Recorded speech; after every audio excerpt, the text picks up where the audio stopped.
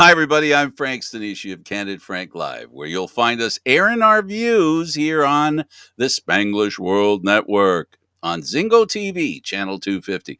Please remember to download the Zingo TV app at the respective app stores for iOS and Android devices. While you download, make sure you rate and leave a comment. Both apps are absolutely free. Zingo TV is available on Google Chromecast, Amazon Fire, Fire TV sticks, Roku sticks, and also on all smart TVs 2016 forward. Now on Candid Frank Live, joining me is Aaron William Freeland. Hey, Aaron, how you doing, buddy? Thanks for being here. Hey, appreciate you having me, Frank.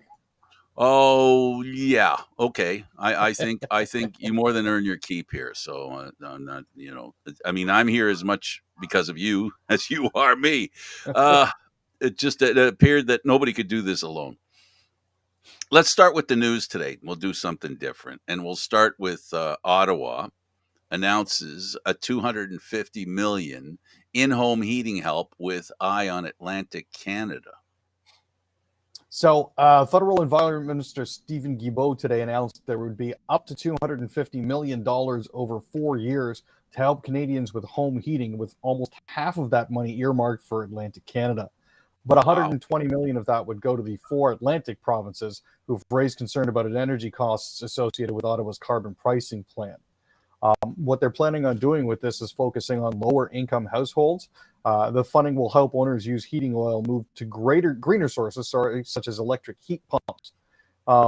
Estimates include the funding could help anywhere from between 10 to 25,000 homes across the country, with over 40% of those located in Atlantic Canada.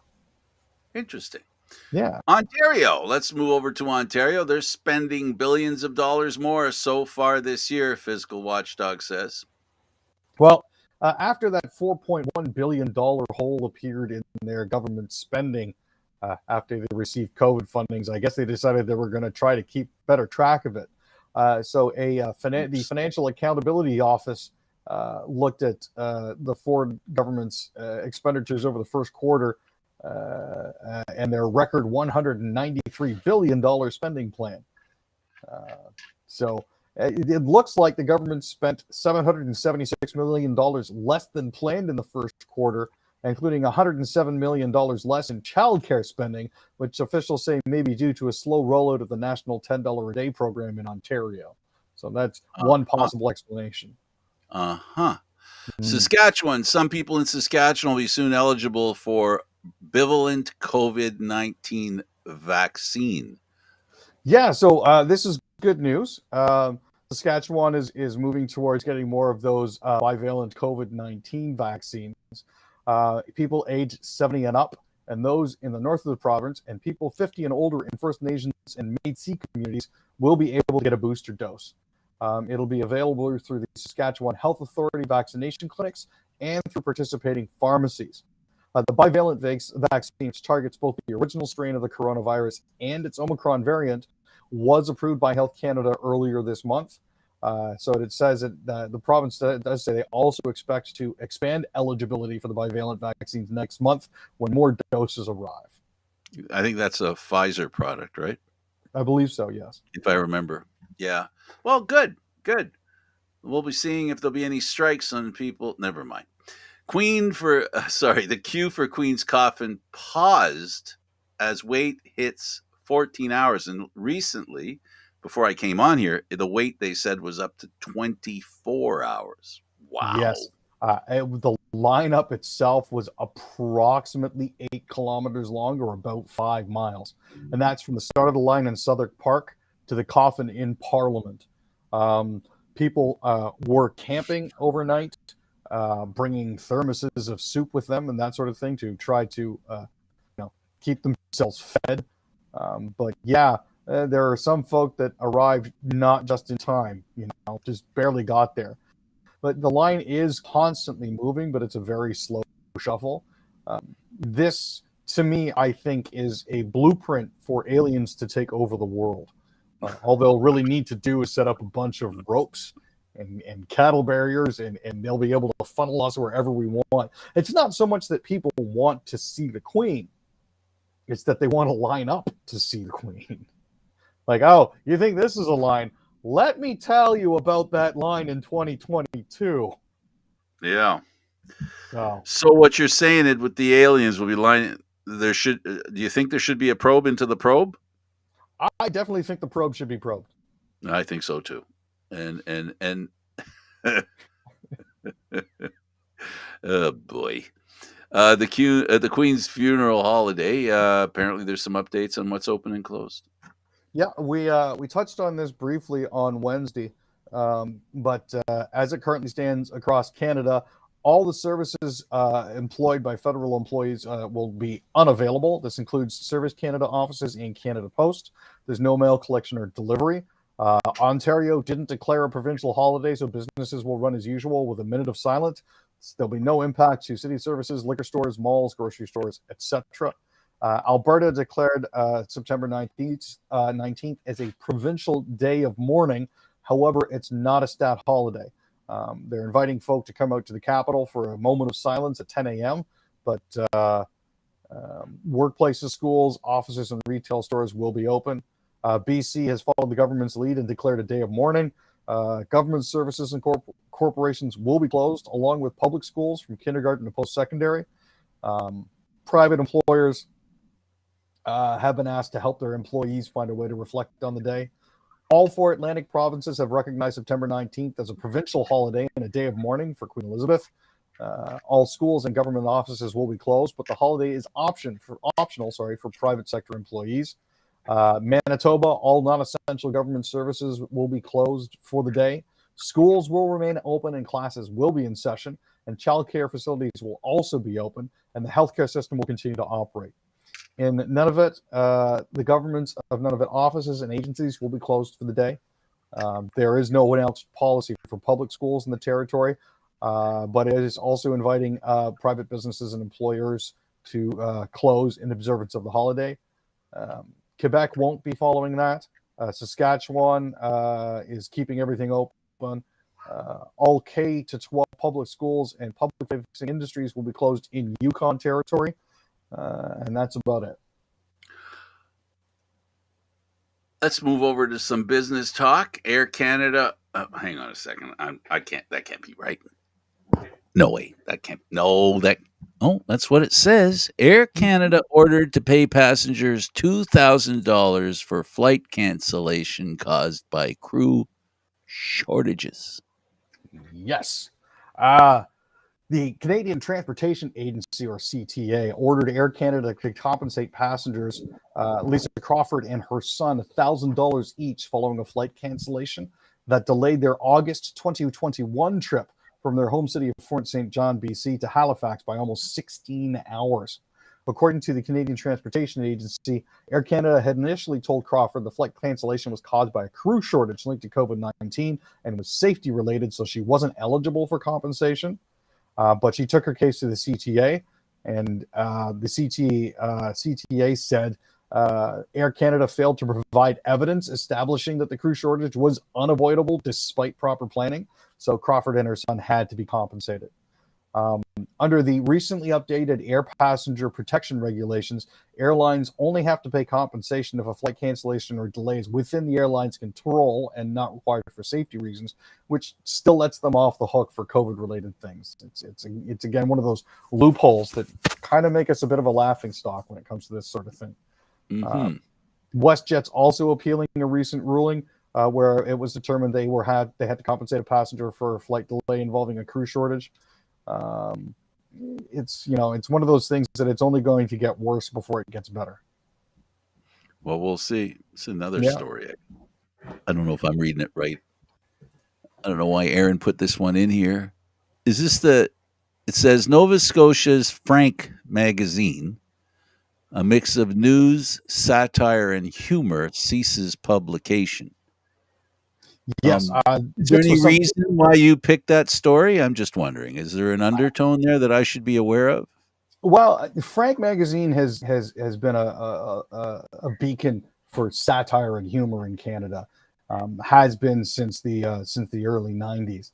I actually had a subscription for a brief time at the tail end of my high school years and going into university. That they've actually finally decided to stop publishing as of September 14th, 2022, is kind of important to me because that was influential on my sense of humor and my development of an eye for all things political uh, in the 90s and coming into university. So I thought it was something that I wanted to at least mention in passing that after 35 years, Frank Magazine is no more. Perfect. Germany seizes control of 3 oil refineries owned by Russian giant Rosneft to brace for winter energy crisis. Ooh, Yes. hardball. They are definitely playing hardball at this point. The move secures a refinery that's key to fuel for Berlin, which is threatened by an EU ban on Russian oil. It also sends a message to Moscow as Europe faces an energy crisis after Russia decided to choke off supplies in response to the European Union's decision to buck the trend and be angry with them for invading Ukraine.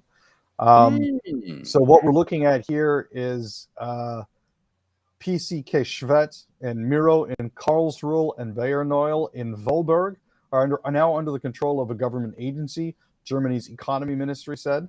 The trustee administration counteracts the impending threat to the security of the energy supply and lays an important foundation for the preservation and future of the Schwedt location.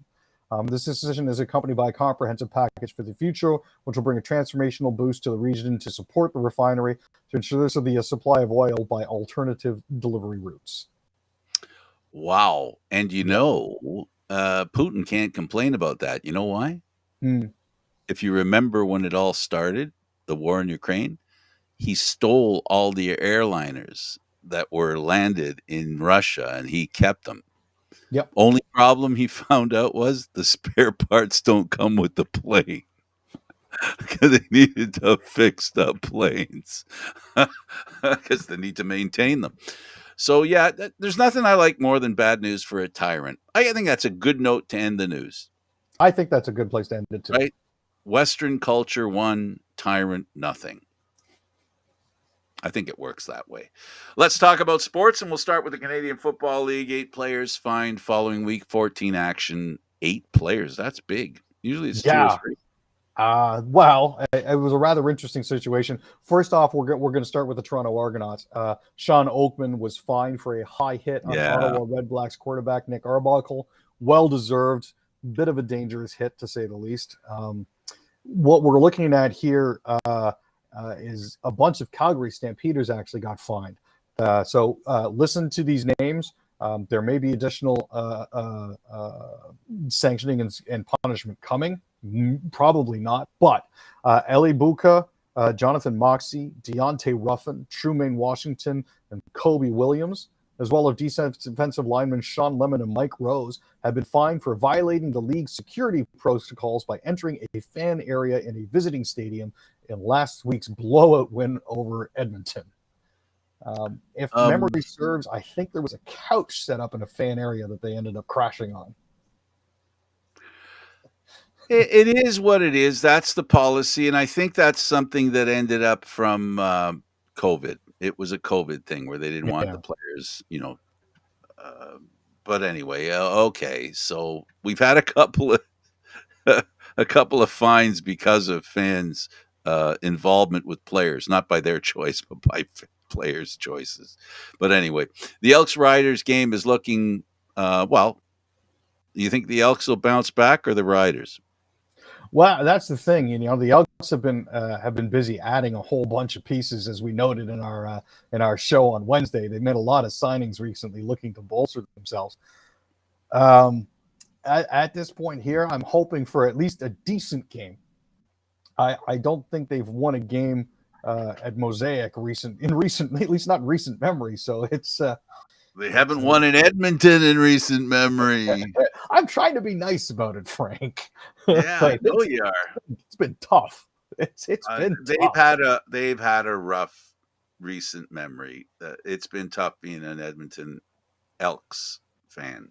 That's another sore point. That's you know, yeah. Well, hopefully both teams will put on a good effort because last week's effort wasn't they were on the back end of two really lopsided scores. So you could say that their defenses are smarting a little bit and their offenses are salivating a little bit. Could be. All right, same teams, new looks. Bombers, Ticats, they meet again. Oh boy. Oh yeah. When the Oh Ticats boy. and Bombers met at Tim Hortons Field on Saturday, it's going to be a far cry from the last time they met in the Bomber, though. Well, Evans is playing. Evans is playing. I got to say, as far as Evans is concerned, he has played better, but not this year. He has not played well this year. He's not the guy that Hamilton signed. He needs to be the guy that Hamilton signed. One. Two, to be that guy, he's got to stop throwing interceptions. And if he does, he's got to be the guy that lets it be like a duck and let it be like water on a duck's back. He has had a real hard time rising to the occasion because he has felt the pressure. I hope the kid's gotten some help, in basically, because I think a lot of what's up with him is it's psychological. It's not talent. The guy has the ability, just needs a little confidence. And if he has that confidence in this game, I really think that they got a shot. This is one of those games, just like the one against Montreal for Winnipeg, right? No, for sure. I mean, the problem that we have here is that you've got, I think, the 8th best defense in the CFL in Hamilton, who allowed 27.5 points a game, going up against Winnipeg, who only allow 19.2 points a game. So, there's a little bit of a disparity there. So as much as we want Evans to try to put the ball into the end zone, he's not really getting a lot of help from his defense either. So, yeah, no, I hear you. I feel for the kid, though. I really do feel for him. Well, I feel for Hamilton and their fans. I mean, it's tough. It's tough. When you wanna say suck and you're looking in the mirror, it hurts. That's a team and a fan base that love using that word, but they don't want it used against themselves. And right now, that's about the only word that describes the way they've been playing. It's been terrible, I'll tell you. Yeah. Let's talk about soccer. FIFA, Chile loses appeal to FIFA and World Cup case with Ecuador. What's up with that, Aaron? Well, we mentioned this kerfuffle because Chile was appealing the fact that Ecuador had apparently used a player named Byron Castillo, who was actually Colombian and therefore ineligible to play in World Cup qualifying games. But FIFA said, no, based on the documents presented, the player was to be considered as holding permanent Ecuadorian nationality in accordance with the country's legal statutes. Therefore, this guy who was born in Colombia playing for Ecuador is, as far as FIFA is concerned, Ecuadorian. So the Chilean Soccer Federation is now going to appeal, I think, to CAS in Lausanne, Switzerland. And we'll see what happens from there. We'll keep an eye on that. No. There are a lot of Canadian players that were born here that play for England, right? I mean, we've seen that too. So it's not like this isn't new territory for FIFA. They've seen it before. But I'm sure for South American countries where they're very competitive with each other, that might be a little more personal. I mean, I'd probably as personal as it was it not the Canadian who filed a complaint against the Canadian Olympic Committee and then decided she'd race as an American and won a gold medal? Oh, Kelly Humphreys, in the bobsleigh. Yeah, same thing, right? Yep. Now, here's the thing, though. I mean, there are slightly higher stakes in this particular case here because if Ecuador had forfeited all 8 of the games that Castillo had played, Chile would have risen to 4th place and Ecuador would have been out of contention. So, right. So there's a motive there. Yeah. Right. But that's a little too much to lose 8 games over that. No. And like they said, they saw the paperwork and it seems okay. Let's stick to TFC, a team that maybe has, they're on the brink, right, of not making the playoffs. Yeah. They didn't do themselves any favors by losing in Atlanta. But also Jonathan Osorio, who fans will know has missed the past 4 TFC games, says he's been dealing with a neurological dysfunction that dates back about 2 months.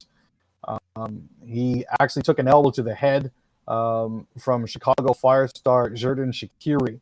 The blow to the left side of his head resulted in his jaw not being aligned properly and led to ongoing pain, concussion-like symptoms, and neurological issues. Now, he finished the match. He said he didn't feel any symptoms at the time other than the impact of the hit itself. But 3 days later was when the concussion-like symptoms kicked in. So it's slowly coming back. He's not 100% yet. But as he said, I've never had this kind of injury. That's why I didn't know how to go about treating it. I didn't know how serious it was. As it currently stands, he'll be sidelined for a while, but hopefully he'll be back by the end of the season, and hopefully they'll still be in a position to use him to get into the playoffs. TFC has Insigne back. That's a good thing. Oh, yeah, it's definitely a sign of relief. He's returned to training on Wednesday after missing the loss in Atlanta due to a personal family situation. Now, they still haven't elaborated on that. I'm content to just let it lie. Toronto's currently 13th in the Eastern Conference, 6 places and 7 points behind the playoff line, with just 3 games remaining in the regular season. So it's touch and go. They need to win out in order to try to make sure that they actually get a place. They're visiting Orlando on Saturday before hosting Inter Milan on September 30th and then finishing off in Philly on October 9th. So that's something to keep an eye on. We'll make sure that we track that in the coming weeks. Yeah, the only thing is that they're going to be depending on other teams. That's the issue. That's what happens when you get to this point. The Vancouver Whitecaps, Vite scores first MLS goal, helps Vancouver Whitecaps win 3-0 over the LA Galaxy. That's a big win. That's a huge win for them. It was also a crucial win. This not only snapped a 3-game losing skid for the Caps, it also preserved their playoffs hopes and ended the LA Galaxy's win streak. So all around good things for Vancouver, who at 10-14-7 are 6 points below the playoff bar with 3 games left on the regular season schedule, just like Toronto. But they continue to believe a postseason berth is possible. And good for them. Hopefully they get in there. Montreal's sitting pretty. They're up there pretty high up in the standings. But we'll have to see how it all plays out. There's still 3 games left and anything can happen. So let's talk about that basketball game. The WNBA Suns. Something's going on there, Aaron. What's going on there with the Suns? Well, the Suns actually managed to stave off elimination, which was great. They had a brutal start and unfortunately found themselves in a 2-0 hole. We mentioned this on Wednesday that usually teams that go up 2-0 end up sweeping. Well, that didn't happen. So we are now going to a game 4. On top of that, there's some shenanigans that are going on off the floor as well. The Connecticut Suns owner, Mr. Sarver, has been served with a $10 million fine. This is for use of the N-word as well as abusive behavior towards staff members of the opposite sex. So, Bob Sarver is not having a good time of it. But there is this is after an ESPN story triggered an independent investigation into allegations of him doing racist and sexist things in the office and creating a hostile environment within the Connecticut Suns front office. There are some people that think that this isn't enough, but there you go. It is what it is, I guess. Let's go to Major League. Oh, go ahead. Go ahead. You want to? I was going to say, in addition to that, there's a 12-month suspension, so there's that as well. Yeah, absolutely. Absolutely. It is what it is. Major League Baseball, let's talk about the Blue Jays. And I'm wondering here, apparently Guerrero is happy, really happy with the Blue Jays, and he's open to a long-term deal. The question I have for you, Aaron, are they going to be paying the guy that hit the home run the other night, or are they paying the guy who hasn't hit very well? Which guy are they going to pay? I mean, well, that's the thing, right? I mean, he's the youngest Blue Jay to 100 home runs. So that's got to count for something. Absolutely. But he's thinking the rumblings going around here are that he could ask for something in the neighborhood of about $30 million a season for at least the next 10 years, which is a goodly chunk of change. But when he spoke to MLB insider Hector Gomez, he says, look, I'm open to signing a long-term deal with the Jays. I'll feel really happy playing here. I hope something can be done about it this offseason. Price tag is worrying slightly. I mean, he's making $7.9 million now as he's continuing through his arbitration year. After this is done, odds are he's going to end up being the face of the franchise for the foreseeable future. I don't have an issue with that, but my issue is again price tag that goes along with it. Is he, like, where does he fit in the grand scheme of talent? You know, he had an upside before the season started of being one of the top home run hitters in baseball. He's fallen a little bit short of that. But his defensive play has improved significantly. That's another thing to look at as well. Yeah, no, I get it. Whatever they pay him, that's what they're going to pay him, and there's not really a cap in baseball, so you know, it really doesn't matter like it does if you're a Leaf fan. Race for last. How the new Major League Baseball format creates surprising odds for Mariners, Rays in the American League wildcard hunt. Explain that to me, please. Well, the way that the new format works, it's kind of confusing. There are 6 teams that make it. It's the top 3 in each division, followed by the next 3 teams. Now, what happens here is that teams 1 and 2 get a bye to the second round. Team 3 plays the third place wild card team, and then the first place wild card team plays the second place wild card team. So if you're looking at a table, 1 and 2 have a bye, then it's 3 versus 6 and 4 versus 5.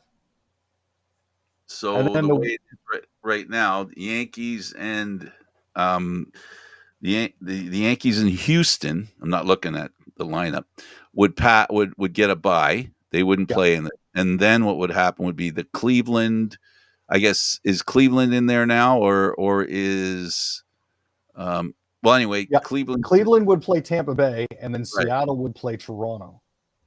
Oh, I thought they were going to do a thing. They were going to have a mini tournament between the 3 teams in the wild card and then have a winner. I hadn't heard anything about that, and I was just mainly looking at the information right off the MLB site. So basically what we're looking at is Cleveland would play Tampa if the season were to end today. This is a real equalizer because, when you were in the Western Division and you're playing 500, right, you make it into the playoffs, and then you're basically getting a little bit of an easy road. This kind of tells the third top team, being the third top team now isn't an automatic move on anymore. No, you look at where Cleveland's sitting at 76 and 66, and Seattle's 80 and 62, Toronto's 81 and 63, and Tampa is 80 and 63. All 3 of the wild card teams have a better record than Cleveland. Right, but will Cleveland be a home team? Is that what that thing says? It should say it's the home team, right? It won't lose the home. I do believe they are the home team.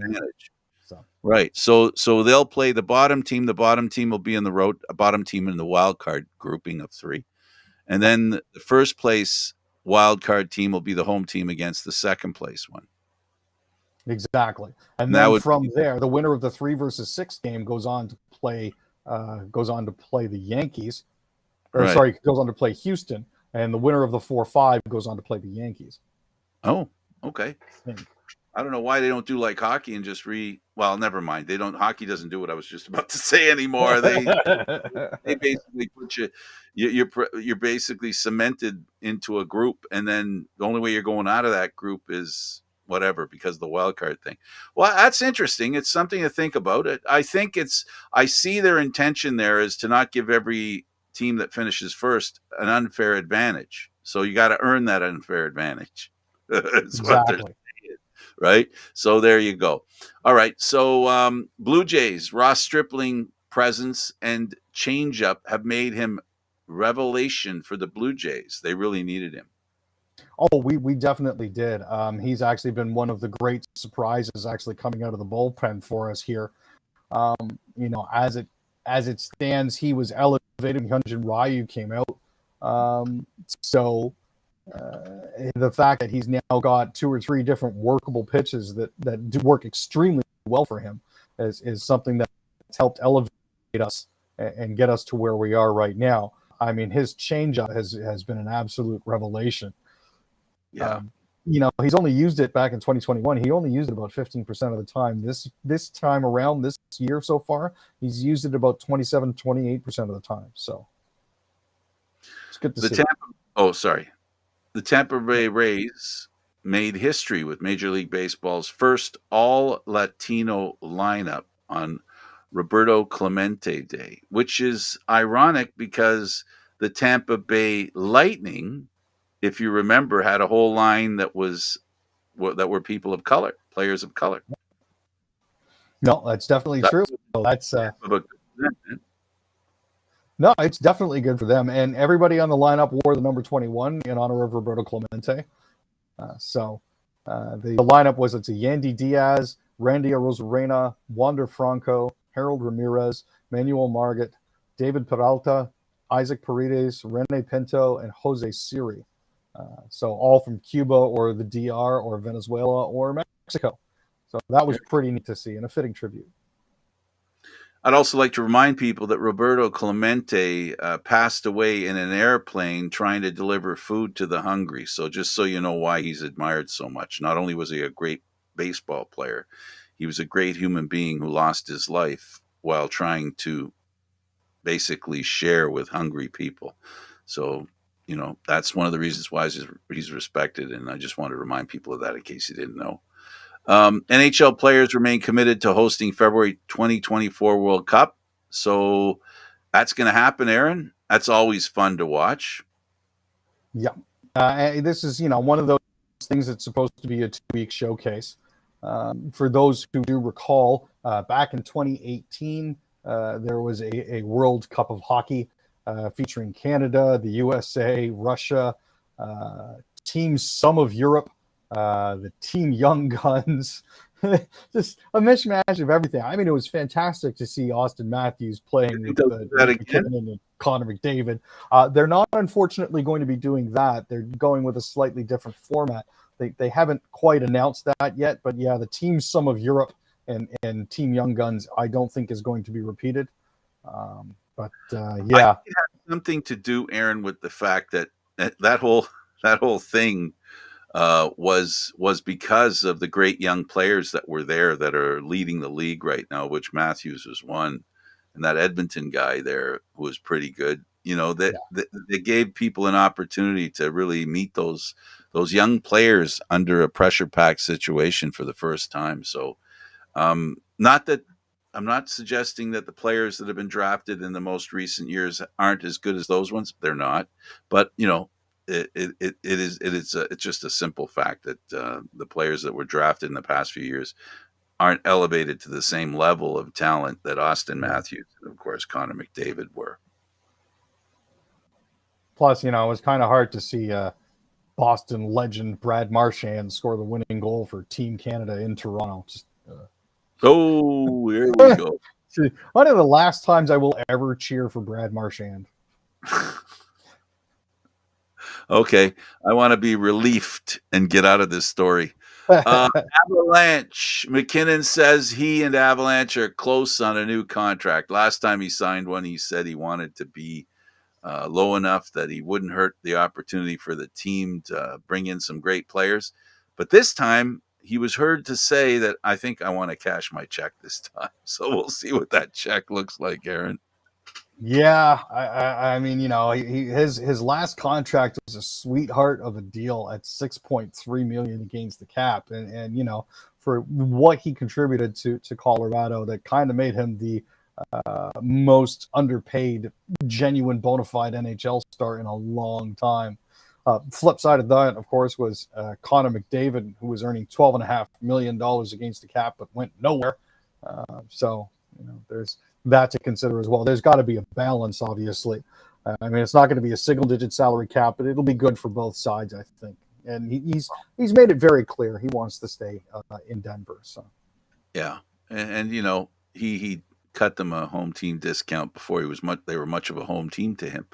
Let's go to the Habs, and here we go. So they make the captain of a team, Suzuki, who doesn't speak French, and we knew this was going to happen as soon as they announced it. I could hear it before they even said it. So he'll be learning French, right? Is that what this Uh, story is about? well, he did mention in his introductory press conference that he was actually trying to learn French through Duolingo, so there was already an attempt in place to do that. But yeah, as soon as he was announced on September 12th, Parti Québécois leader Paul Plamondon said, hey, to be the captain of the Canadiens is to create a link with a whole population that's been supporting this club unconditionally for generations. What does it cost to take French classes? That's just not true. They've never followed that team unconditionally. Right? You remember the empty stadiums as well as I do. Not a statement. They have, you know, they've never supported that team. That's unfortunately the tag the Leaf fans get, not the Montreal fans. The Montreal fans, when the team goes into toilette, they don't abandon the team. They criticize it until they criticize it into the ground. Yeah, no. The Montreal fans, they support the team, win or tie. Well, that's the thing, right? He did actually Shea Weber did actually learn how to speak French in 2018 when he was designated the captain. So there was that part. Yeah, Pacioretty, captain, and I think he wasn't French to begin with. He was from Peterborough, and yeah. I don't know if even I don't remember. Did he learn how to speak French? I mean, I guess everybody in cups can kind of wash that problem away a little bit, right? well, there's that, but also, most Canadian students, most Ontario students learn French until at least grade 8 or at least grade 9. So there was that too. Pacioretty opened his his news conference by attempting to speak French to different reporters, saying that he'd been working with a tutor, so he stuck around for a while. Yeah. Gianta, not so much. He says, we're embracing the culture. We live in Montreal, but I never really got around to doing it 100%. So, Yeah, there's two sides of that issue, right? You're playing in Quebec, plain and simple. You know, um, it is what it is, I guess. I'm not neither going to support or criticize whether they do speak French or not.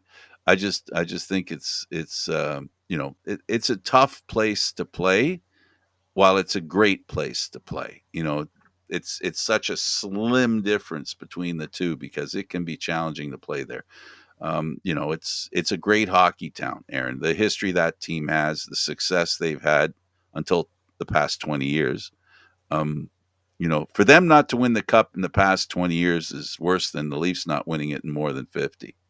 You get what I'm saying? well, especially for them with 24 Stanley Cups. Yeah. You know, That's like it's like Canadian and US dollars. You know what I'm saying?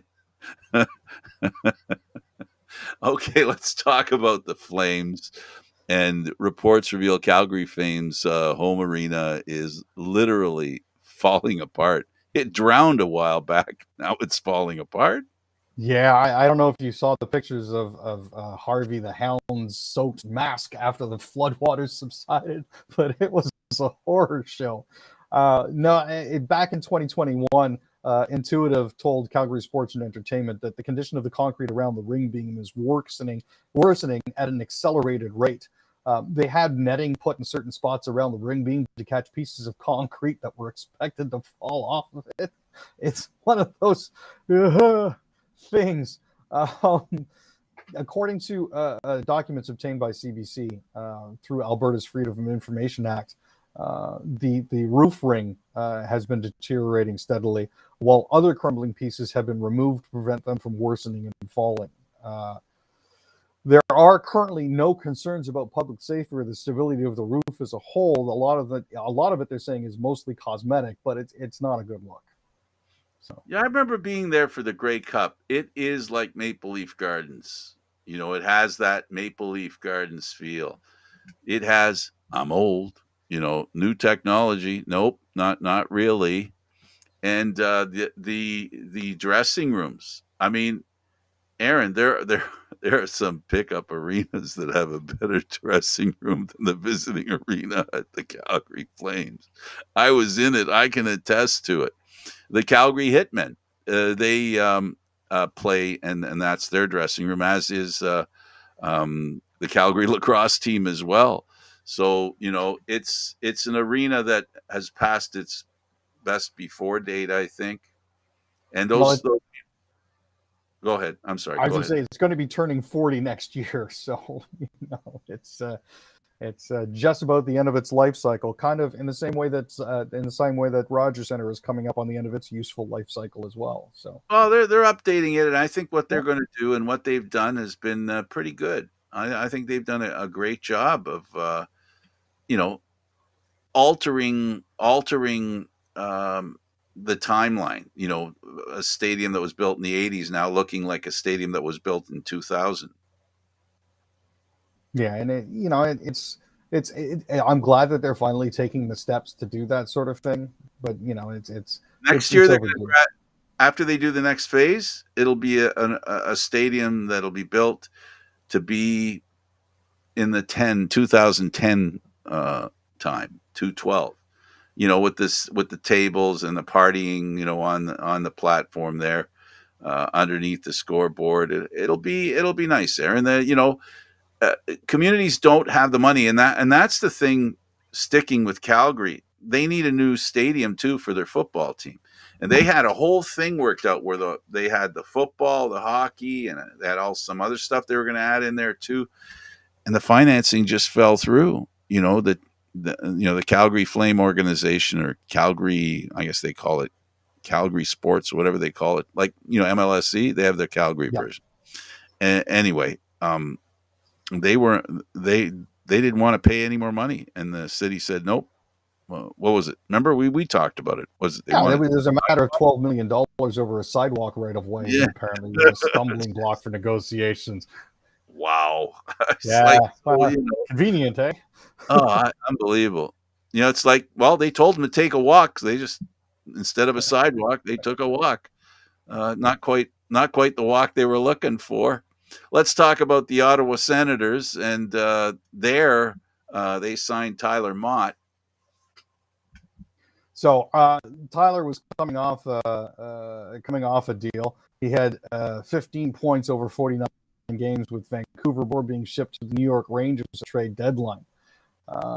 He had 2 goals in 15 games as New York got to the Eastern Conference Final, but it's been a slog for him. He has 62 points and 76 penalty minutes in 270 career NHL games with Chicago, Columbus, Vancouver, and the Rangers.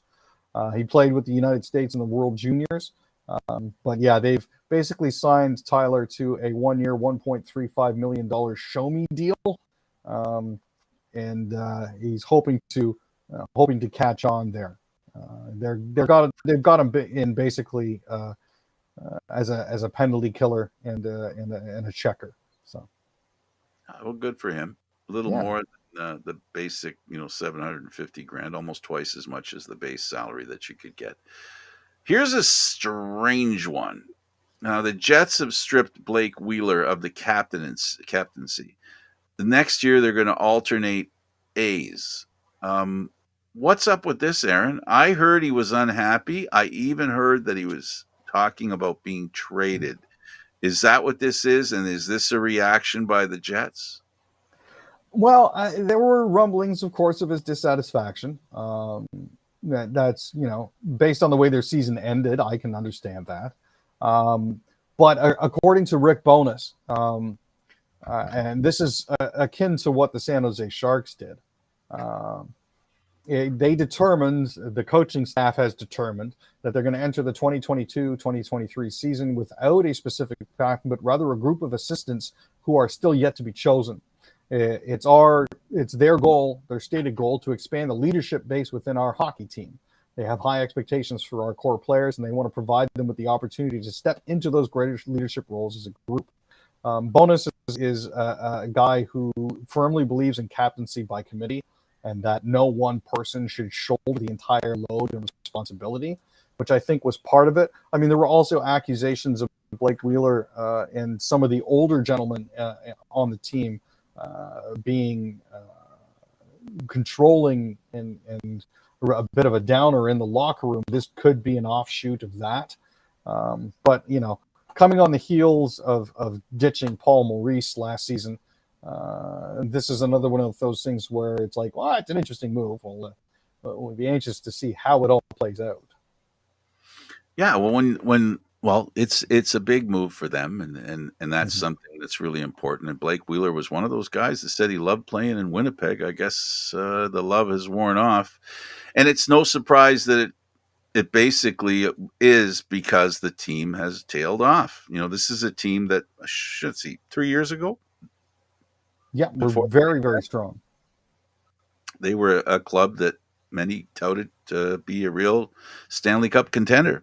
It didn't play out, and they seem to be going backwards. And the coach resigning can't be an indication of things are getting better. So obviously that wasn't a good sign, like you said. All right. Well, listen, we got a couple of minutes left. My favorite topic when we have some time left. That tyrant down south, I love talking about him. Um, so now he goes on I don't know, some network that I don't even know if it's Donald Trump I'm talking about. And he said basically he's starting again what he did with January 6th. He's saying, if I get indicted, you can't blame the people here. He'll be very upset, and he'll be the one that will be telling them to be upset. We'll be seeing the same thing we saw happen in January 6th.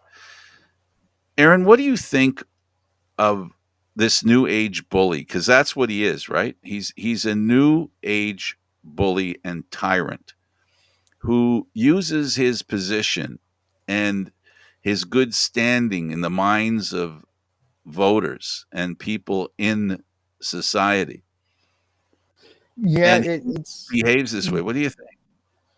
he's leveraging the prevalence of social media as well as the gullibility of certain portions of the American populace to try to retain at least a veneer of power as opposed to actual power. He does have power, Those Aaron. That's the scary part. When he says there will be big problems, he's not predicting it. He's threatening it. And anybody who thinks that that's just him saying, "Oh no, I'm worried.